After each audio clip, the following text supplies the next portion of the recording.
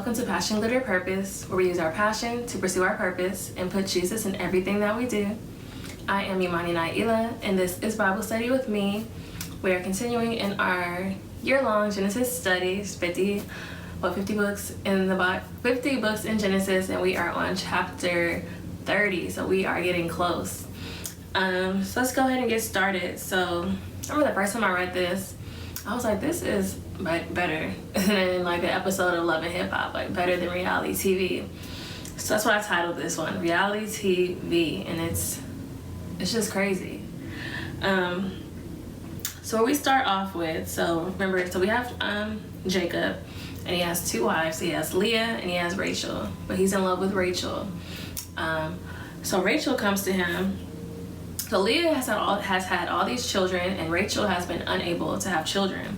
So in verse 1, it says, when Rachel saw that she wasn't having any children for Jacob, she became jealous of her sister. She pleaded with Jacob, give me children or I'll die. Then Jacob became furious with Rachel. And he's like, am I God? He asked. He's the one who has kept you from having children. Then Rachel told him, take my maid Bilhah and sleep with her. She will bear children for me, and through her, I can have a family too. So we see history repeating itself. Some of the decisions and things that we struggle with are generational things, like generational decisions or generational thought patterns. So we see a repeat of this. This was Abraham and Sarah, how Sarah gave Hagar to Abraham to have children for her, and that backfired. So now we see Rachel doing the same thing, like, here, sleep with her. So then verse 4 says, so Rachel gave her servant Bilhah to Jacob as a wife, and he slept with her. Bilhah became pregnant and presented him with a son. Rachel named him Dan, for she said, God has vindicated me. He has heard my request and given me a son. Then Bilhah became pregnant again and gave Jacob a second son. Rachel named him Naphtali, for she said, I have struggled hard with my sister and I am winning. Like, in her mind, she thinks she is winning because this other woman is having children on her behalf. So that's how when we start getting out of order, when we let our flesh lead our lives, when we get jealous, we can get disillusioned and we're not in touch with reality. So verse 9 says, meanwhile, Leah realized she wasn't getting pregnant anymore. So she took her servant Zilpah and gave her to Jacob as a wife. And soon Zilpah presented him with a son. Leah named him Gad, for she said, how fortunate I am. Then Zilpah gave Jacob a second son, and Leah named him Asher. For she said, what joy is mine. Now the other women will celebrate with me. This is just a mess. It's a mess. So first Rachel gives her maid to Jacob. Then Leah gives her maid to Jacob. Jacob ain't turning nothing down. So Jacob got about 4 wives at this point. And these women are just, they're in this competition with each other. They have brought other people into the situation. So sometimes we're out of order. Now we're bringing other people into our mess. And they're putting God's name on it. Like, I'm winning. God has rewarded me. God has vindicated me. And, God is not in that. It's like we do that at times. Like, in our own strength, we're doing things and then saying, well, glory to God. God's blessed me. God has nothing to do with this. He's not a part of this. But he's still good and he's still sovereign and in control. So then verse 14 says, one day during the wheat harvest, Reuben found some mandrakes growing in a field and brought them to his mother Leah. Remember, Leah is the one that Jacob didn't like. And then Rachel begged Leah, please give me some of your son's mandrakes. But Leah angrily replied, wasn't it enough that you stole my husband? Now will you steal my son's mandrakes too? She's like, you already took my man, and now you want to take my son's snacks? Like, she's going off at this point. And then Rachel answered, I will let Jacob sleep with you tonight if you give me some of the mandrakes. So that evening, as Jacob was coming home from the fields, Leah went out to meet him. She said, "You must come and sleep with me tonight. I have paid for you with some mandrakes that my son found." So that night, he slept with Leah. So it's like I said, it's just messy. Like, this is like a really good episode of something that you would see on TV. So that night he slept with Leah, and God answered Leah's prayers. So at this point, both Leah and Rachel have been unable to have children. They've been giving their maids to Jacob, and the maids have been having children. So then this night, it says, God answered Leah's prayers, and she became pregnant again and gave birth to a fifth son for Jacob. She named him Issachar, for she said, God has rewarded me for giving my servant to my husband as a wife. It's like, do you really think that is the reason why God has allowed this to happen? But like we said, God is still good, and he's still sovereign. And he said that he was going to bless Abraham's descendants. And this is how the 12 tribes. So even in this mess, the 12 tribes are being established, the 12 tribes of Israel. So God is able, it says, God causes all things to work together for the good of those who love him and are called according to his purpose. So this is why God is enabling the situation to still turn out good, because he is good. But anyways, then it says, then Leah became pregnant again and gave birth to a sixth son for Jacob. And she named him Zebulon, for she said, God has given me a good reward. Now my husband will treat me with respect, for I have given him 6 sons. Then later she gave birth to a daughter and named her Dinah. So remember we talked about it a few weeks ago how in her having children, she thought it was going to make Jacob love her. Even though Jacob loved Rachel, he didn't love Leah. So now she's still acting out of a hurt place. So she's thinking like, okay, well now I've given him 6 sons, so he's gonna have to respect me now. He's gonna have to love me now. And it's just a word for all of us, especially to my ladies. Don't think that a child a child is going to make a man act right. You know, it's going to make a man love you. Take him for what he is, like whatever he's saying to us, whatever his actions and his words are saying to us, and we see these red flags, we don't need to ignore them. Like, if he says, I don't love you, if he says, I don't want to have kids, but we think like, oh, he's just talking. Oh, you know, once he sees the baby, he's going to be in love with me. No. So women were thinking this way in the Bible days, and it's definitely still happening now. But you're worthy. You're a queen and you're worthy. So just wait on the Lord. And then verse 22, so this was Leah, so now verse 22, then it says, then God remembered Rachel's plight and answered her prayers by enabling her to have children. So at this point, Rachel has not had any children. But now God has enabled her to get pregnant. And she became pregnant and gave birth to a son. She says, God has removed my disgrace. And she named him Joseph. For she said, may the Lord add yet another son to my family. And then soon after Rachel gave birth to Joseph, Jacob said to Laban, please release me so I can go home to my own country. Let me take my wives and children, for I have earned them by serving you. And let me be on my way. You certainly know how hard I have worked for you. So it's been about at least 14 years at this point. You know, he worked 7 years.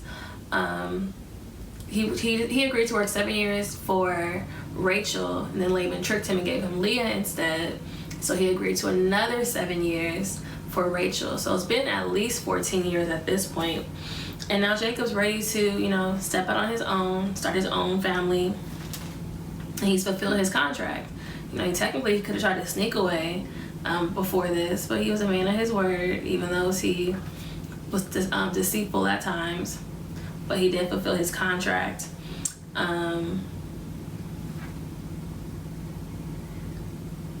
So yeah, looking at my notes. So then it's gonna get messy again. So in verse 27 says, please listen to me, Laban replied. He said, I've become wealthy, for the Lord has blessed me because of you. Tell me how much I owe you. Whatever it is, I'll pay it. Jacob replied, you know how hard I've worked for you, and how your flocks and herds have grown under my care.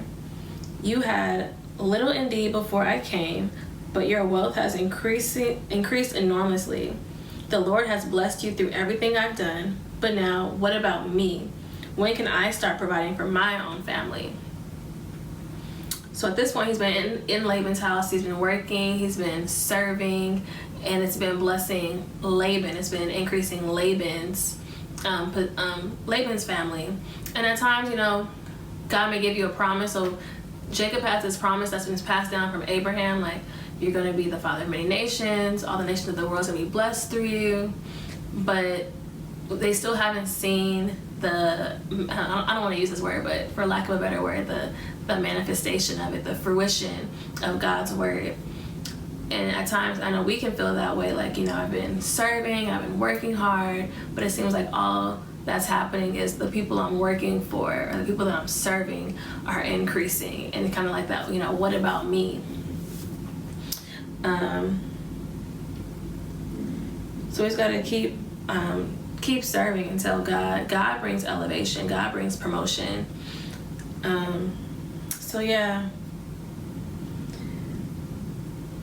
So Jacob is ready to start providing for his own family. So Laban asked him, what wages do you want? And Jacob replied, don't give me anything. Just do this one thing, and I'll continue to tend and watch over your flocks.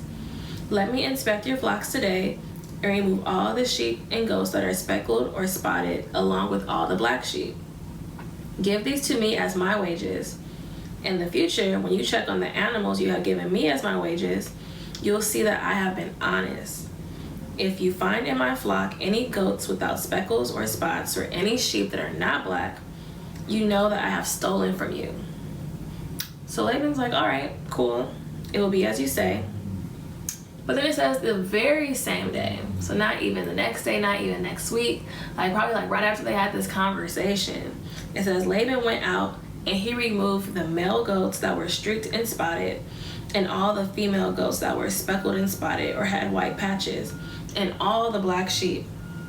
And he placed them in the care of his own sons and took them on a 3-day journey from where Jacob was. Meanwhile, Jacob stayed and cared for the rest of Laban's flock. Can you imagine that you just talked to this man and y'all just had this agreement, and then he just goes and takes all the animals that he agreed to give Jacob, he took them away. And some people are probably ready to fight.